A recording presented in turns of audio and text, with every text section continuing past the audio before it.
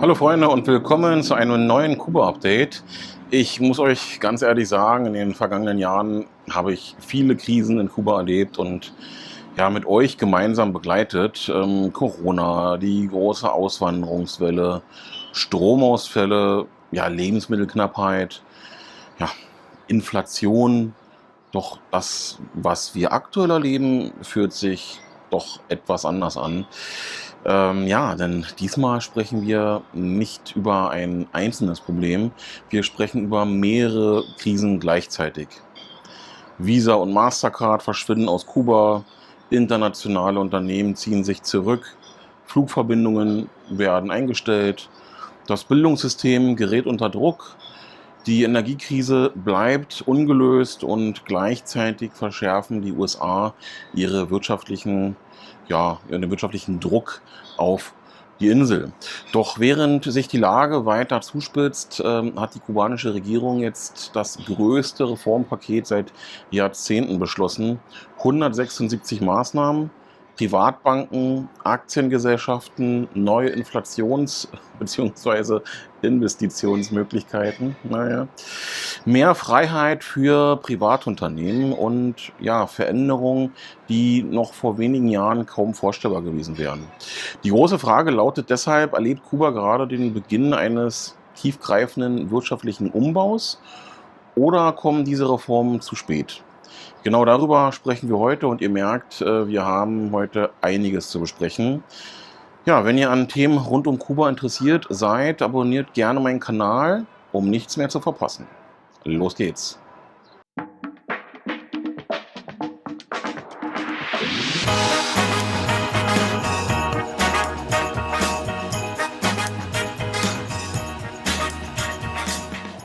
Beginnen wir mit einer Nachricht, die viele Reisende direkt betreffen dürfte. Die kubanische Zentralbank hat bestätigt, dass Visa und Mastercard für wichtige Transaktionen in Kuba nicht mehr wie bisher genutzt werden können. Hintergrund ist das Ende einer Zusammenarbeit zwischen einem ausländischen Finanzinstitut und Fincimex. Für viele Touristen dürfte das erhebliche Auswirkungen haben. Bislang war die Kreditkarte oft, ich sag mal, die letzte Absicherung. Wenn Bargeld knapp wurde, konnte man Geld abheben oder mit Karte bezahlen. Genau diese Sicherheit gerät jetzt ins Wanken.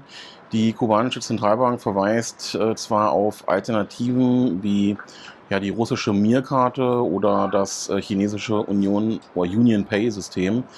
Für die meisten europäischen Urlauber sind diese Systeme jedoch keine wirkliche Alternative. Die Konsequenz, Bargeld wird wieder wichtiger und allein diese Entwicklung zeigt bereits, wie stark Kuba inzwischen vom internationalen Finanzsystem abgeschnitten wird. Hinter vielen Entwicklungen der vergangenen Monate steht die verschärfte Sanktionspolitik der Vereinigten Staaten. Vor allem Unternehmen und Institutionen, die mit dem staatlichen Wirtschaftskonglomerat GESA verbunden sind, geraten zunehmend unter Druck. Für alle, die den Namen nicht kennen, GESA gehört zu den wichtigsten Wirtschaftsakteuren Kubas. Das Konzern ist in zahlreichen Bereichen vertreten. Tourismus, Finanzen, Immobilien, Handel, ja auch Transport. Wer wirtschaftlich Druck auf GESA ausübt, trifft damit eigentlich einen großen Teil der kubanischen Wirtschaft.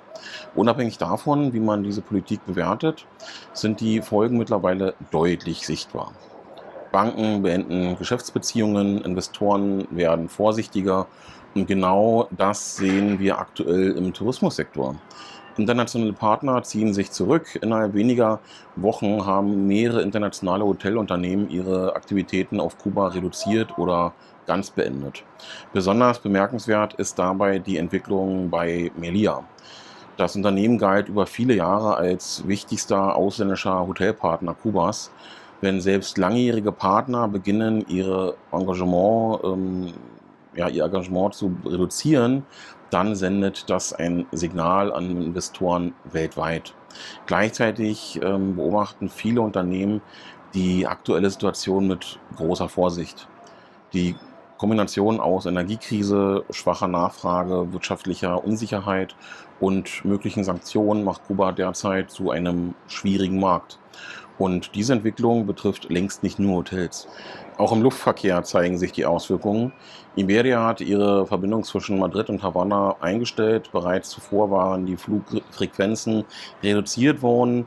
Als Gründe nennt die Airline unter anderem die schwierige wirtschaftliche Situation und die sinkende Nachfrage. Hinzu kommt die Treibstoffkrise. Internationale Fluggesellschaften müssen teilweise zusätzliche Tankstops außerhalb Kubas einlegen. Gleichzeitig gibt es aber auch eine interessante Gegenbewegung. Air Europa baut ihre Angebote aus. Ab Juli sollen 4 Flüge pro Woche zwischen Madrid und Havanna stattfinden. Sollte die Nachfrage stimmen, könnte es ab November sogar 6 Verbindungen werden. Air Europa bleibt damit aktuell die wichtigste spanische Fluggesellschaft für Kuba-Reisende. Trotzdem zeigt alleine die Tatsache, dass Maschinen teilweise in Punta Cana nachgetankt werden müssen, wie angespannt die Versorgungslage weiterhin ist. Und damit kommen wir zum wahrscheinlich größten Problem der Insel: die Energiekrise. Seit Monaten kämpfen viele Regionen Kubas mit Stromausfällen. Teilweise fallen täglich für mehrere Stunden die Lichter aus. Gleichzeitig fehlt Treibstoff. Die Folgen spüren praktisch alle Kubaner. Busse fahren seltener, Unternehmen produzieren weniger, Lebensmitteltransporte verzögern sich, Krankenhäuser müssen mit Notfallplänen arbeiten und selbst Schulen sind betroffen. Die Regierung hat deshalb begonnen, Treibstoffpreise stärker an den tatsächlichen Importkosten auszurichten. Das klingt zunächst technisch, für die Bevölkerung bedeutet es jedoch vor allem höhere Kosten. Und damit wächst der Druck auf viele Familien weiter. Um gegenzusteuern, setzt Kuba verstärkt auf erneuerbare Energie. Die staatliche UNE hat die Energieeinspeisung für Solarstrom massiv erhöht. Statt 3 oder 6 Pesos pro Kilowattstunde werden nun bis zu 90 Pesos gezahlt. Das Ziel ist klar: mehr private und staatliche Investitionen für Solarenergie. Bis 2028 plant Kuba den Bau von 92 Solarparks mit einer Gesamtleistung von rund 2000 Megawatt. Bereits heute stammen zu Spitzenzeiten etwa 50% der Stromerzeugung aus Solaranlagen. Das zeigt, dass Fortschritte möglich sind. Allerdings lösen Solaranlagen die aktuelle Krise nicht sofort. Es fehlen weiterhin Speichersysteme, moderne Netzinfrastrukturen und ausreichend Treibstoff für bestehende Kraftwerke. Wie tief die Krise inzwischen in den Alltag eingreift, zeigt ein Blick auf das Bildungssystem. Das laufende Schuljahr wird vielerorts vorzeitig beendet. Als Gründe nennt die Regierung Transportprobleme, Treibstoffmangel und Stromausfälle. Teilweise müssen Lehrer und Schüler erhebliche Schwierigkeiten auf sich nehmen, um Schulen überhaupt erreichen zu können. Wenn selbst das Bildungssystem von der Energiekrise beeinträchtigt wird, zeigt das, wie weitreichend die Auswirkungen inzwischen sind. Inmitten all dieser Probleme gibt es aber auch Unterstützung. Kolumbien hat rund 100 Tonnen Hilfsgüter nach Kuba geschickt. Darunter befinden sich Lebensmittel, Medikamente und Solarmodule. Natürlich lösen solche Hilfslieferungen die strukturellen Probleme der Insel nicht. Sie zeigen jedoch, dass die Situation Kubas inzwischen auch international wahrgenommen wird. Und genau hier beginnt der vielleicht wichtigste Teil dieses Videos. Während sich die Krise verschärft, reagiert die Regierung mit einem Reformpaket, das in seinem Umfang historisch ist. 176 Einzelmaßnahmen, 23 Themenbereiche. Präsident Miguel Díaz-Canel sprach sogar von den härtesten Stunden dieses Jahrhunderts. Besonders interessant ist dabei die Richtung der Reform. Die Regierung verweist ausdrücklich auf die Erfahrungen Chinas und Vietnams. Beide Länder haben ihre sozialistischen Systeme in den vergangenen Jahrzehnten schrittweise für marktwirtschaftliche Elemente geöffnet. Und genau in diese Richtung scheinen nun auch viele der kubanischen Maßnahmen zu gehen. Beginnen wir mit einem Punkt, der vor wenigen Jahren noch undenkbar erschien. Viele staatliche Unternehmen sollen künftig in Aktiengesellschaften umgewandelt werden. Der Staat möchte zwar in strategisch wichtigen Bereichen weiterhin die Kontrolle behalten, in vielen anderen Bereichen sollen jedoch private Investoren beteiligt werden können. Besonders bemerkenswert: erstmals werden Kubaner im Ausland gezielt als Investoren angesprochen. Millionen Kubaner leben heute außerhalb der Insel. Viele schicken regelmäßig Geld an ihre Familien. Nun soll dieses Kapital künftig auch für Investitionen genutzt werden. Gleichzeitig werden erstmals Insolvenzverfahren eingeführt. Unternehmen, die dauerhafte Verluste machen, sollen restrukturiert oder notfalls geschlossen werden können. Für ein traditionell staatlich geprägtes Wirtschaftssystem ist das ein enormer Schritt. Auch der Privatsektor soll deutlich gestärkt werden. Beschränkungen werden gelockert. Die bisherige Obergrenze von 100 Beschäftigten soll wegfallen.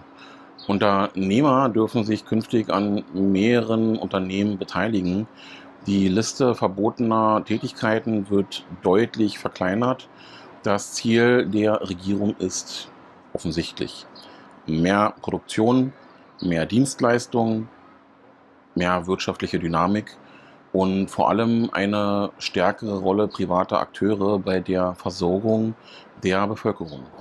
Besonders symbolträchtig ist die geplante Öffnung des Kraftstoffmarktes.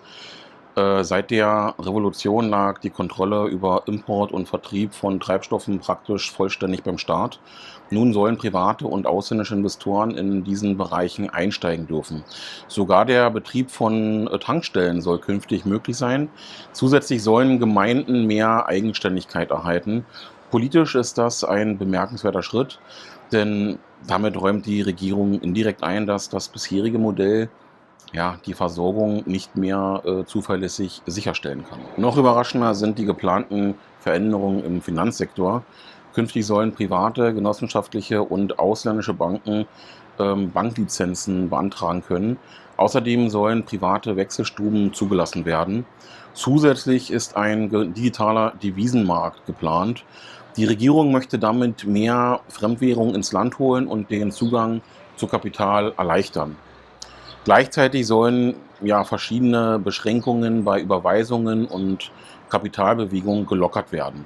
Für Kuba wäre das ein tiefgreifender Wandel. Parallel dazu plant die Regierung weitere Abwertung des kubanischen Pesos. Aus wirtschaftlicher Sicht halten viele Experten diesen Schritt für notwendig. Der offizielle Wechselkurs hatte sich längst von der Realität entfernt. Für die Bevölkerung bringt eine Abwertung jedoch Risiken mit sich. Importe werden teurer, Preise steigen, die Kaufkraft sinkt und genau deshalb werden die kommenden Monate für viele Familien eine Herausforderung bleiben. Auch das bekannte Subventionssystem steht vor Veränderung. Bisher wurden viele Produkte künstlich verbilligt. Künftig sollen stattdessen gezielt Menschen unterstützt werden. Die Regierung plant einen Sozialfonds für besonders bedürftige Gruppen. Damit stellt sich zwangsläufig auch die Frage nach der Zukunft der Libreta. Das berühmte Rationierungsheft gehört seit Jahrzehnten zum Alltag vieler Kubaner.